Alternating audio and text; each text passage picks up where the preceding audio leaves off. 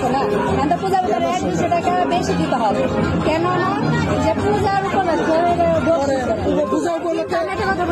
উপলক্ষে তোমরা ছাড় দিবে, আমরা ছাড় দিব না। ছাড়ের কিছু নাই, কন্ডম দিয়ে 500 টাকা কন্ডম ছাড়া এর নিচে হবে না। আর এটা যদি মানে কাজ করার পরে যদি খুশি এসে যায় বসে সেটা তার বিষয়, সেটা তার উপরে নির্ভর করে, কিন্তু কম হবে না, এরকম হবে সেটা ভালো জানে।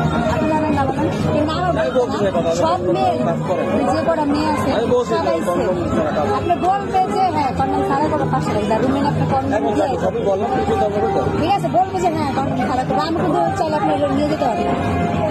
তো ওই পরিচয় দেখে নিলাম না যে আগের থেকে গঞ্জাম হবে, আমি কথা বলেন হ্যাঁ কন্ডম ছাড়া চলে, ঠিকই কন্ডম দেবো, ঘরে গেলে তো আমরা যা করবো তাই। তো কন্ডম ছাড়া কোথাও কন্ডম দেখাবো হ্যাঁ, এগুলো দেখেন যারাই বললেন দেখেন কেউ বলে নাকি 300 টাকা 400 টাকা ঘরে না 500 টাকা আদায় যদি না করছে কাছে না থাকলেও 500 টাকা নিবে, হ্যাঁ কাছে টাকা না থাকলেও নিবে, টাকা না থাকলে আপনার ভাই করে দেবে, আপনি টাকা নিয়ে এসে কাজ করেন,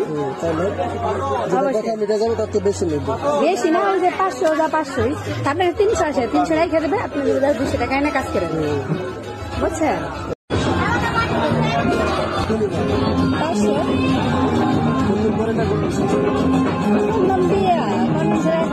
শোনা এখন পূজার উপরে 100-200 টাকা বেশি দিতে হবে, কেননা যে পূজার